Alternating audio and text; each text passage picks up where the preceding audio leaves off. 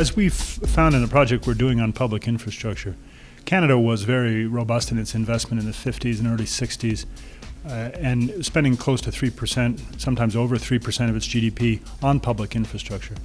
But in the 80s and 90s, pressures on the fiscal situation of Canada and maybe some distractions, other kinds of distractions, took the money away. So Canada spent virtually nothing on public infrastructure until this last decade, when, under successive stimulation programs, governments began to put money back in. The product of that is a situation in which a lot of our public infrastructure is quite aged and has not been receiving the periodic maintenance that it should have done. So we face an even larger cost base than we should have. Cost is always a big factor in infrastructure, and the way governments go about it, they usually account for it as an expense. So once they've made their investment, they usually consider that it's closed.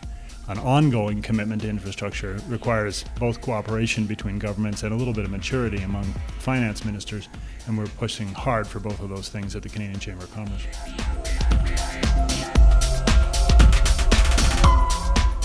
Engineers are front and center in the fight to get more money for infrastructure and then to make good use of that money.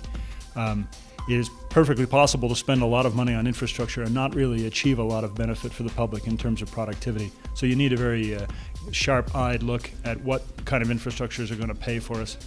One of the problems they have in the field is that the infrastructures that need the money are often the least sexy of all: sewer pipes, filtration plants, waterworks, storm water, and so forth. We all know when the roads are in bad shape, and we tend to complain pretty severely about that. It's sometimes pretty difficult to know when some of those more prosaic infrastructure is in trouble. For consulting engineers, I think this is an area of considerable interest, because when you look at Canada's financial situation, there is not likely to be enough money in the public sector to invest heavily in the infrastructures we need, regardless of which government we're talking about, municipal, provincial, or federal. So we're going to have to find ways to use private sector money to get public goals achieved. And that's a really interesting area in public policy. There's no reason why we can't successfully do that. Lots of countries have, and Canada has on certain occasions. Consulting engineers will be front and center in that exercise, because as we go to using the private sector, we're looking both for private money, but especially for private ingenuity, innovation, the most modern technologies, to just make the infrastructures work better and continuously upgrade them. And that's something the private sector does, and the public sector has a lot of problem with.